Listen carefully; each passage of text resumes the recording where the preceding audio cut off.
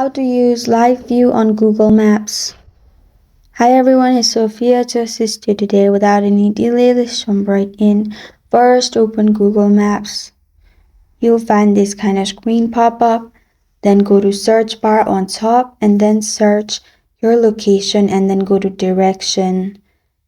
Choose start location and on bottom beside add stops, you'll find live view option. Simply click on live view and you'll find live view enabled. This is not available on my device. It may be available on your device in this way, which is beside preview and add stops.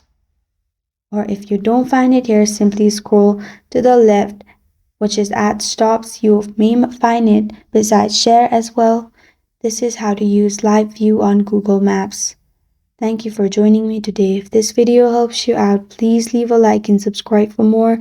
Got a question or want to suggest a topic? Comment below. I am Sophia signing off until next time.